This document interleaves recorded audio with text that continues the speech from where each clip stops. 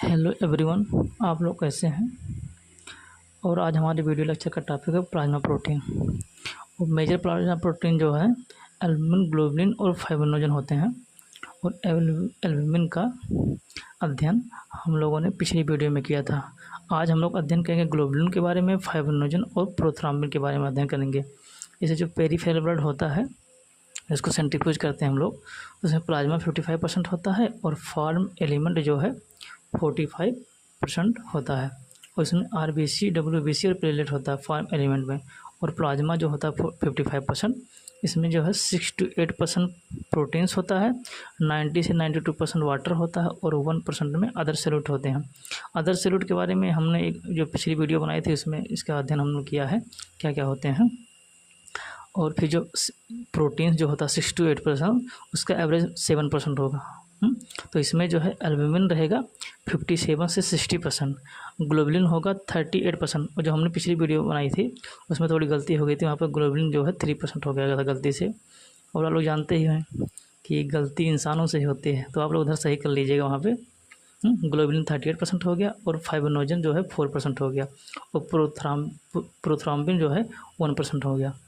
मतलब most abundant जो होता है एल्बुमिन सबसे ज़्यादा होता है और सबसे कम प्रोथ्रोम्बिन होता है। और फिर ग्लोबुलिन जो होता है ये जो 38% होता है वो फर्दर जो है 3 इसमें होते हैं।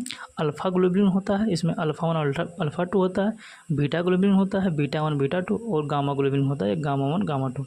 और ये अल्फ़ा और बीटा ग्लोबुलिन है ये जो है लीवर से प्रोड्यूस होते हैं, जबकि ये जो गामा ग्लोबुलिन है ये प्लाज्मा सेल के द्वारा प्रोड्यूस होती है।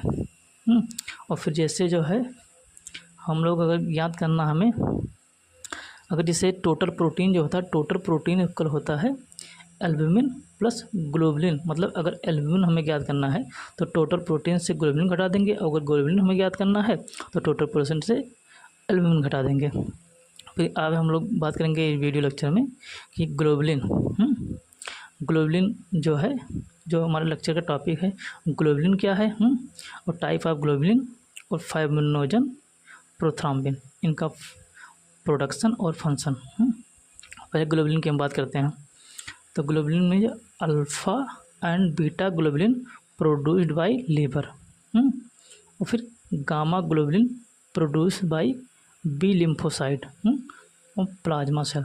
जैसे जो ये प्लुरिपोटेंट जो स्टेम सेल होती है वो फर्दर डिवाइड होती है। हमने अपनी पिछली वीडियो में बात किया था हमने, तो उसमें जो माइलॉइड सीरीज होता है, एक होता है लिम्फॉइड सीरीज। और जो लिम्फॉइड सीरीज होता है वहाँ से टी लिम्फोसाइट और बी लिम्फोसाइट होती हैं, और जो बी लिम्फोसाइट होते हैं उससे प्लाज्मा सेल बनते हैं और फिर प्लाज्मा सेल से जो है एंटीबॉडी का निर्माण होता है। जो ग्लोबुलिन जो होती है एंटीबॉडी ही होती हैं। और फिर उसके अगर ग्लोबुलिन की रेंज की बात करेंगे तो 2.0 से 3.5 ग्राम पर DL। ये थोड़ा बहुत 0.5 0.2 का अंतर आ जाएगा, लेकिन अगर आप ऑप्शन में आएगा एग्जाम में तो आप लोग अगर पढ़े रहेंगे तो जान जाएंगे। फिर इसका काम क्या है ग्लोबुलिन का, transport of iron, lipid and fat soluble vitamin, vitamin A, vitamin D, vitamin E, vitamin के टू द सेल्स। मतलब जो फैट सॉल्युबल विटामिन होते हैं वो होते हैं विटामिन ए, डी, ई, के। और अगर बात करेंगे हम लोग वाटर सॉल्युबल विटामिन, तो वाटर सॉल्युबल विटामिन में विटामिन सी और विटामिन बी और विटामिन सी आते हैं। और फिर globulin also contribute to osmotic pressure, फिर ऑस्मोटिक प्रेशर में भी कंट्रीब्यूट करता है ग्लोबुलिन। फिर आगे हम लोग बात करेंगे जैसे ग्लोबुलिन की जो है जो टाइप जो होती है, ये अल्फ़ा 1 जो हम लोग बात किए थे पीछे होता है। तो अल्फ़ा 1 जो ग्लोबुलिन होता है उसकी रेंज जो कितनी होती है 0.3 से 0.5 ग्राम पर DL। अब ये अल्फ़ा 1 ग्लोबुलिन जो है क्या क्या कंटेंस रखता है, मतलब इसके बाद क्या क्या होते हैं इसमें अल्फ़ा 1 एंटीट्रिप्सिन होता है। और ये क्या काम करता है, ये कहता है प्रोटीएज इनहिबिटर। ये प्रोटीएज इनहिबिटर होता है, प्रोड्यूस इन लीवर, मतलब लीवर द्वारा प्रोड्यूस होता है। और फिर क्या काम करता है, ये inhibit the neutrophil elastase activity in lungs. Lungs में जो है जो न्यूट्रोफिल का जो इलास्टेज जो एक्टिविटी होता है उसको रोकता है। और फिर और क्या करता है, ये लंग्स को प्रोटेक्ट करता है, protect from proteolytic damage, proteolytic damage से प्रोटेक्ट करता है लंग्स को। फिर अल्फा 1 लाइपोप्रोटीन, ये क्या होता है, ये एचडीएल होता है।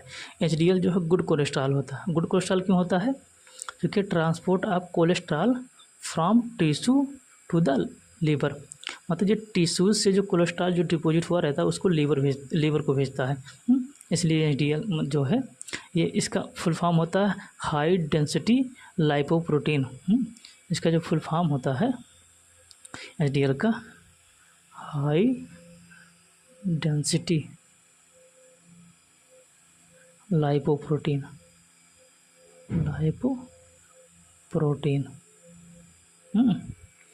फिर उसके बाद जो है बात करते हैं हम लोग RBP, retinol binding protein.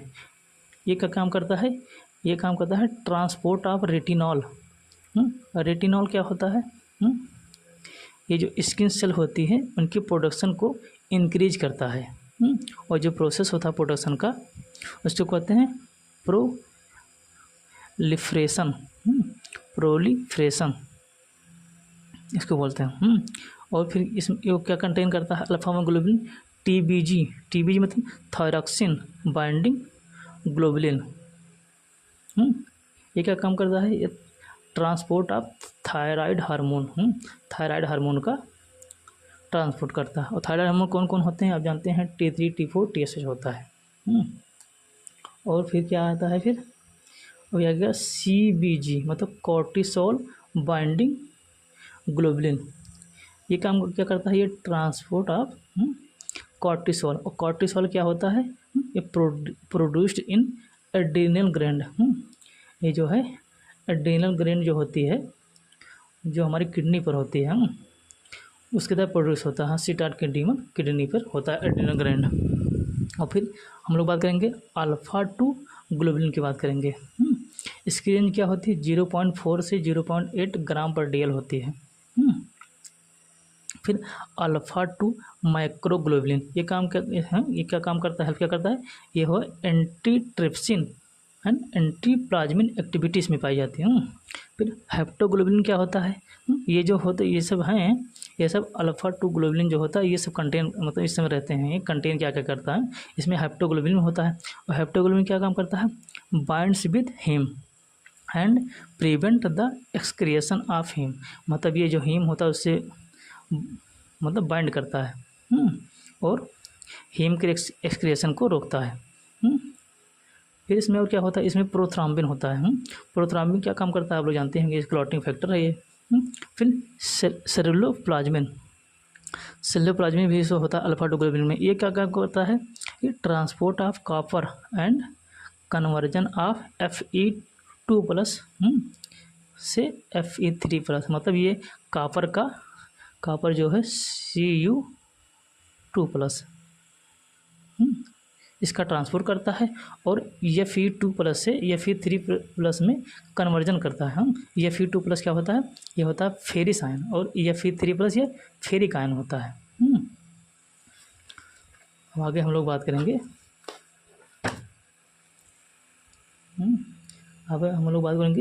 Beta globulin. अभी ये मैंने अल्फा 1 ग्लोबुलिन अल्फा 2 ग्लोबुलिन की बात करेंगे, अब बीटा ग्लोबुलिन की बात करेंगे हम लोग।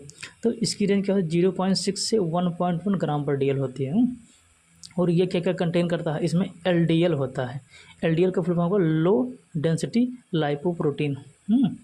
और ये बैड कोलेस्ट्रॉल होता है। और बैड कोलेस्ट्रॉल क्यों होता है, क्योंकि transport of cholesterol from liver to tissues, मतलब ये लीवर से टिश्यू में जो है कोलेस्ट्रॉल लेकर जाता है, इसलिए ये जो है बैड कोलेस्ट्रॉल होता है। और ये क्या बीटा ग्लोबुलिन क्या कंटेन करता है, ट्रांसफेरिन। ये ट्रांसफेरिन क्या करता है, ट्रांसपोर्ट ऑफ आयरन का ट्रांसपोर्ट करता है। फिर हीमोपेक्जिन होता है इसमें। हीमोपेक्जिन क्या काम है, ट्रांसपोर्ट ऑफ हीम। फिर प्लाज्मिनोजन का क्या काम होता है, फाइब्रिनोलिटिक एक्टिविटी। और फाइब्रिनोलिटिक एक्टिविटी क्या होती है, break down fibrin blood clot, मतलब जो ब्लड क्लॉट बन जाता है, जैसे कहीं कट जाता है उसके बाद वहाँ मतलब ब्लड बहना रुक जाता है ना, जो क्लॉट बन जाता है, फिर उस जो क्लॉट जो फिर टूट कर भी बाहर निकल जाता है शरीर से, जब हमारा मतलब जो इंडोथेलियन जो लेयर होती है जब वो बन जाती है तो क्लॉट बाहर निकल जाता है, वही है फाइब्रिनोलिटिक एक्टिविटी। ठीक है, और फिर हम लोग अब बात करेंगे हम लोग गामा ग्लोबुलिन की। गामा ग्लोबुलिन की रेंज क्या होती है? आप लोग याद रखिए, जो अल्फ़ा और बीटा होती है उसकी यूनिट जो है यहाँ जो है ग्राम पर डीएल होती है, ये ग्राम पर डीएल होती है। लेकिन जो है गामा ग्लोबुलिन की जो यूनिट होती है, ये आप लोग याद रखिएगा, ये एमजी पर डीएल होती है। तो 0.8 से 1.8 मिलीग्राम पर डेसीलीटर। और इसका प्रोडक्शन किस, जैसे हम लोग बात किए थे कि अल्फ़ा और बीटा ग्लोबुलिन का प्रोडक्शन लीवर के द्वारा होता है, लेकिन जो गामा ग्लोबुलिन होती है उसका प्रोडक्शन प्लाज्मा सेल के द्वारा होता है। जो बी लिम्फोसाइट होती है उसकी जो प्लाज्मा सेल होती है उससे एंटीबॉडी बनती है, एंटीबॉडी गामा ग्लोबुलिन होती है।